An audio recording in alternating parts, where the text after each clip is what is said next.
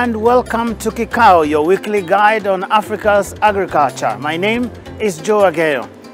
In this week's edition, we speak about investment in agriculture. Is it value for money? And who exactly is investing in agriculture on the continent?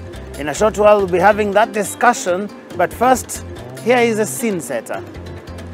Agriculture in Africa today is faced with a lot of challenges, but the good news is that we have seen how it has worked in other areas. We have seen how the Asian tigers have been able to transform their agriculture. What Africa needs to do is get access to improved seed varieties, and that means investing a bit more in R&D, research and development, so that you can have pipeline of seeds that can respond to the emerging challenges like climate change, new pests and diseases that we have. But then the second dimension of it is for you to have inputs, and that's where fertilizers, the use of crop protection products becomes important. Let's now get some answers from our eminent panel of the week. And for that, we join Dr. Canisius Kanangire, the Executive Director of AATF.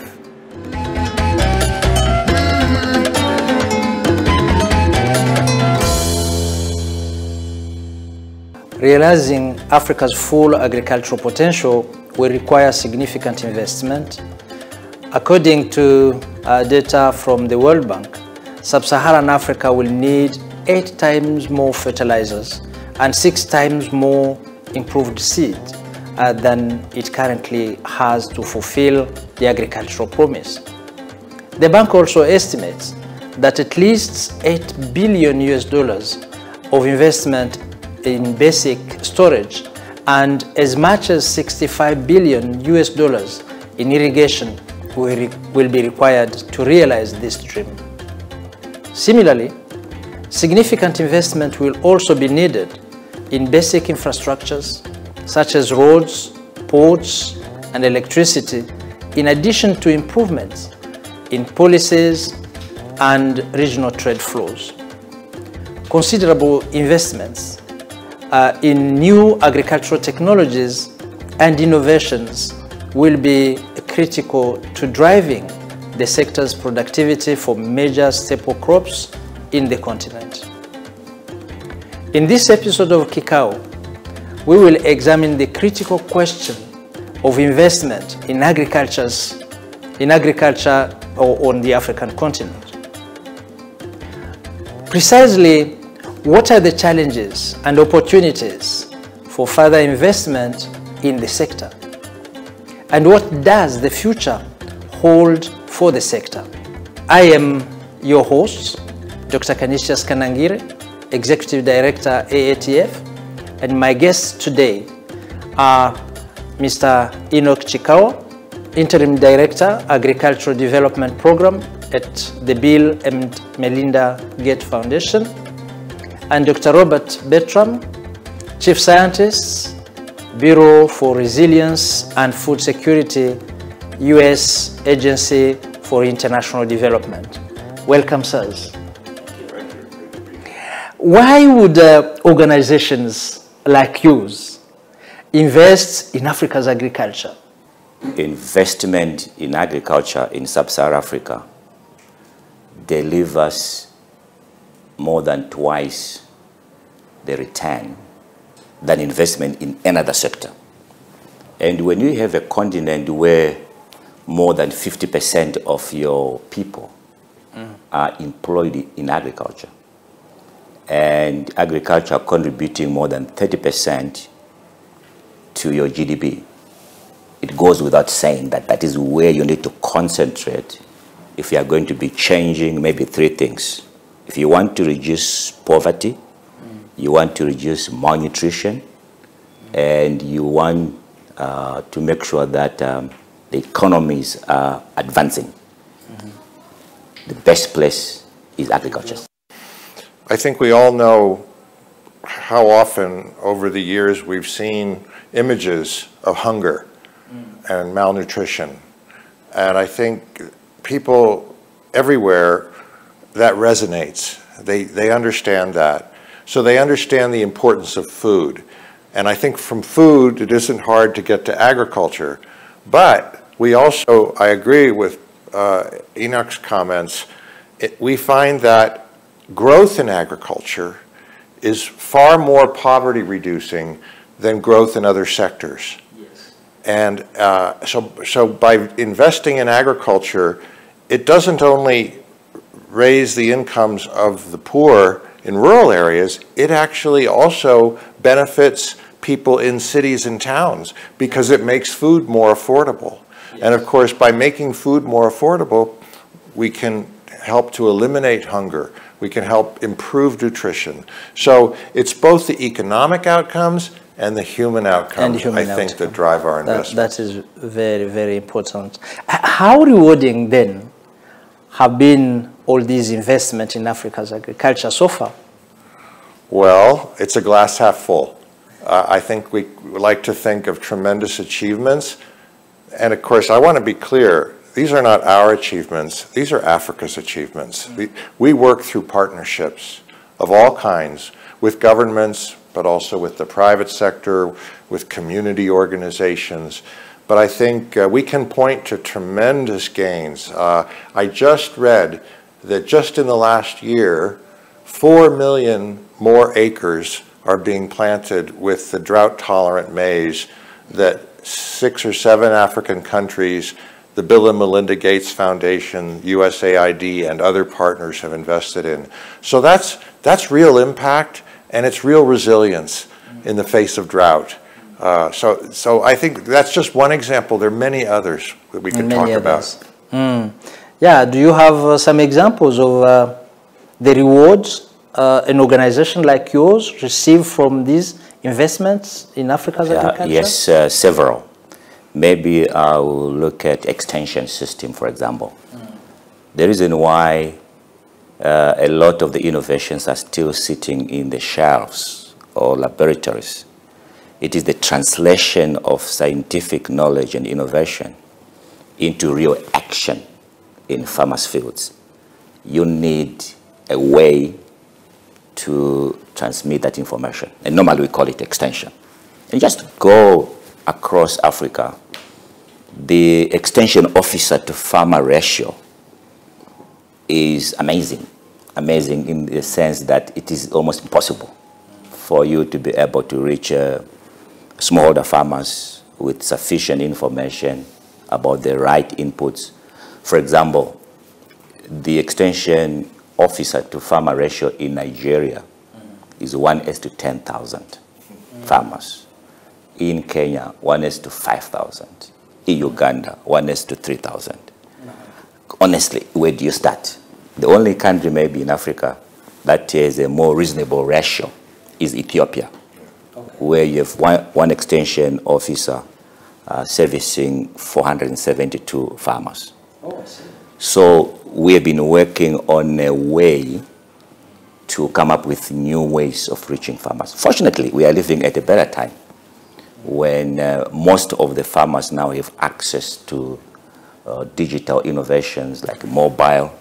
So we came up in Ethiopia with a digital extension system where your extension officer becomes the node and information flows from all sectors, from research, from markets, into the extension officer. Then extension officer reach out to farmers, which means now the conduct is much faster. I think indeed what you say is even felt among, I would say, us who benefit from those investments and work with the farmers to translate them into wealth and health, I would say, because it creates even the capacity of our African institution to do the extension, to transfer research which is produced in different research centers, and to build also the capacity of the farmers in terms of improving their agricultural practice. So it is very much rewarding indeed at both levels. You feel the satisfaction of seeing progress on the continent. We feel also relieved of some of the crises that we normally have. Let's take a break, and when we come, we'll see if there are not challenges in doing so.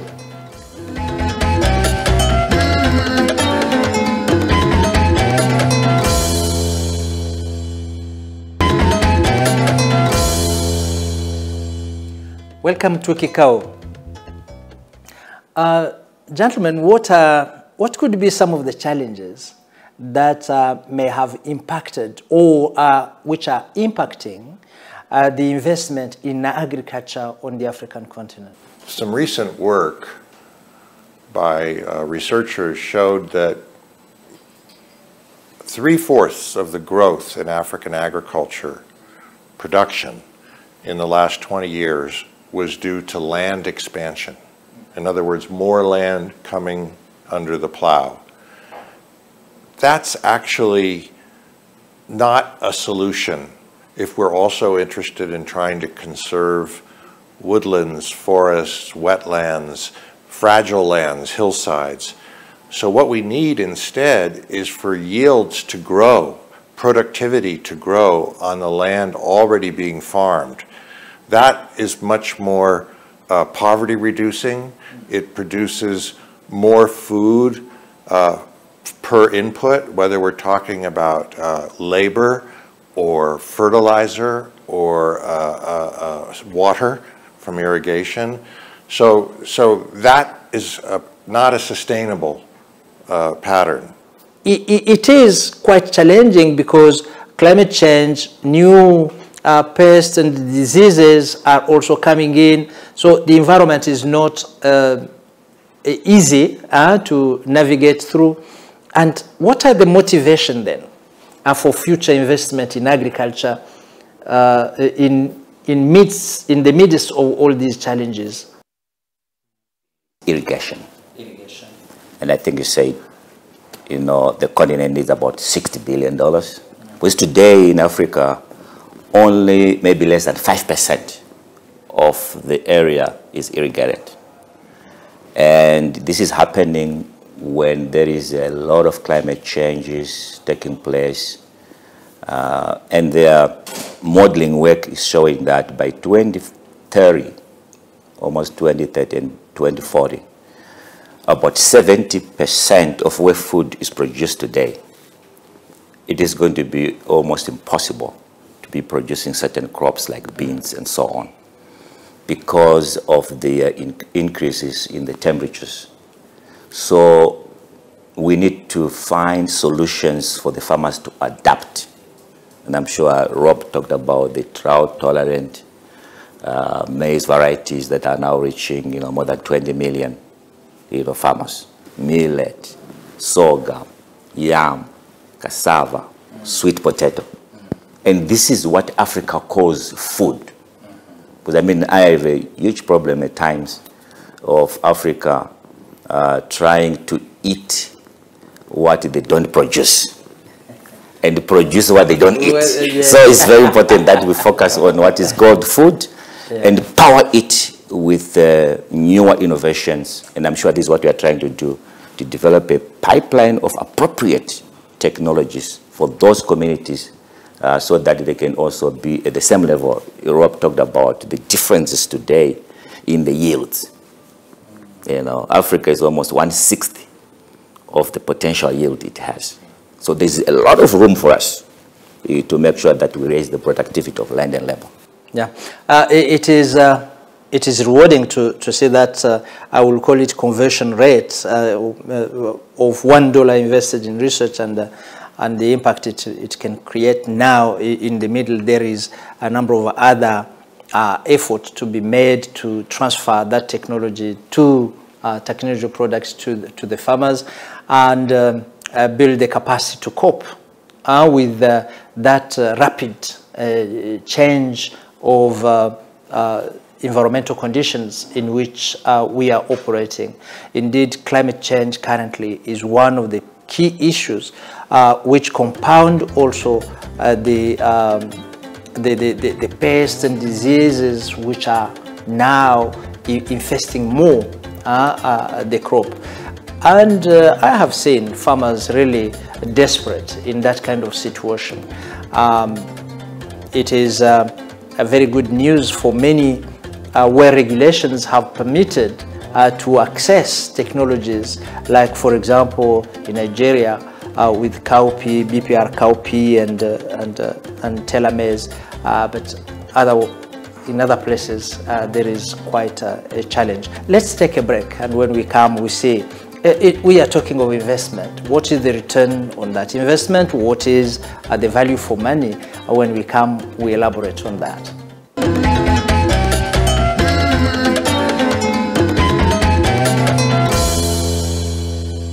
Welcome to Kikao. Where can we make more impact with the investment that we receive to address all these challenges that you talked about? Well, the USAID, along with many other partners, invests in research, agricultural research. Enoch mentioned the CGIAR system. We also have what we call our Feed the Future Innovation Labs, which are partnerships between African researchers and American researchers to solve problems collaboratively. But when we think about those investments, we have to ask ourselves, where's the best place to invest? So we do have ways of trying to estimate the impacts from progress. So for example, we can do that when we think about crop improvement.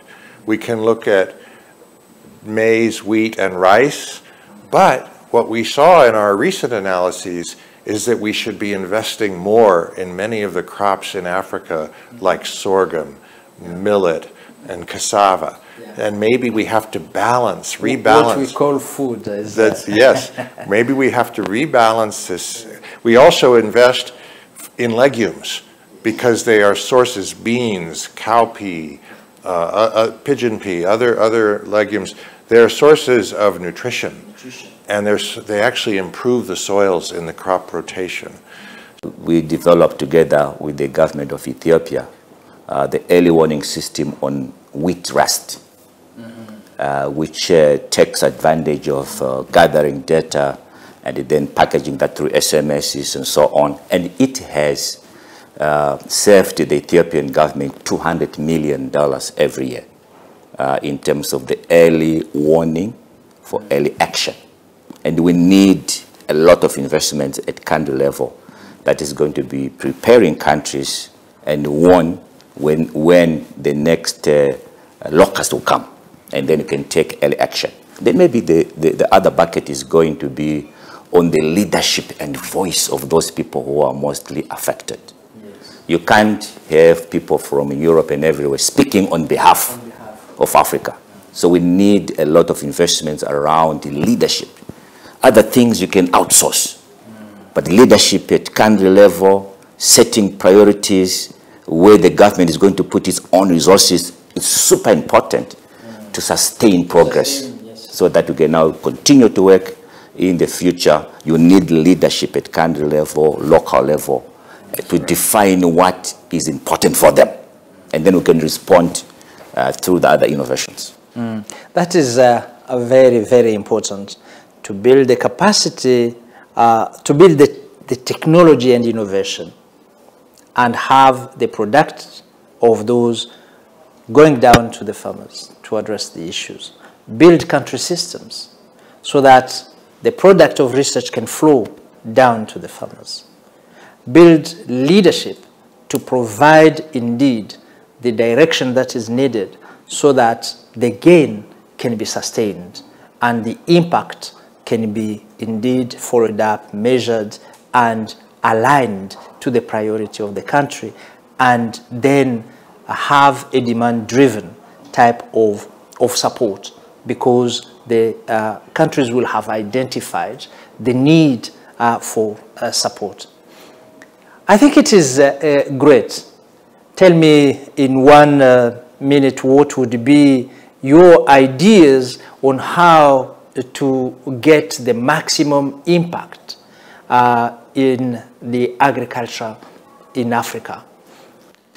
So I think the current situation is just pointing to the fact that we need to look at long-term ag development.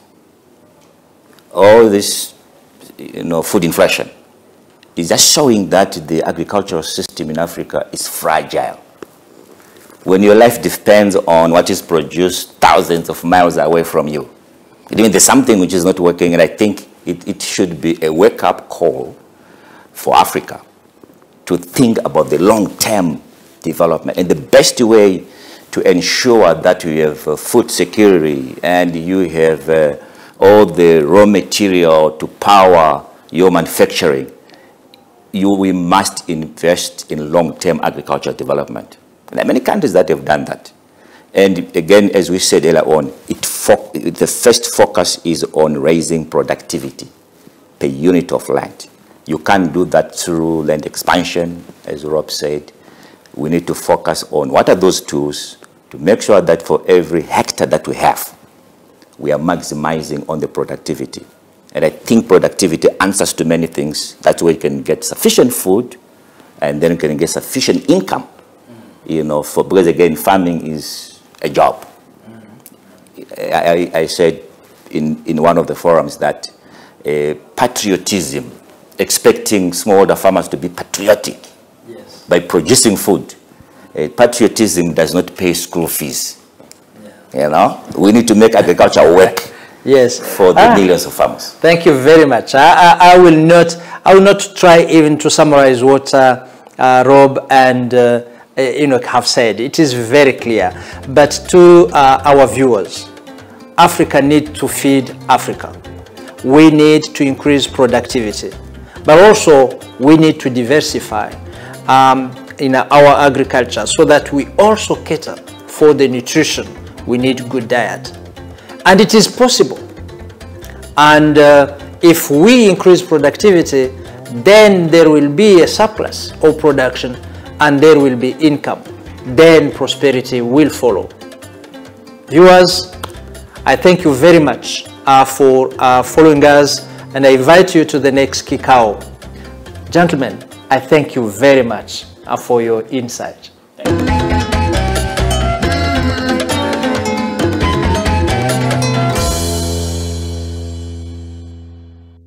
And now to our science terminology of the week on Science Speak. And the terminology for this week is monoculture. Monoculture refers to an agricultural practice where one plants the same crop in a field year after year without any crop rotation. This practice usually leads to a faster deterioration of the soil. A crucial conversation there this week focusing on investing in Africa's agriculture and what the continent has to do to make that happen, to make the investors get value for money. Thank you for watching Kikao. My name is Joe Agayo. Until next time, bye-bye.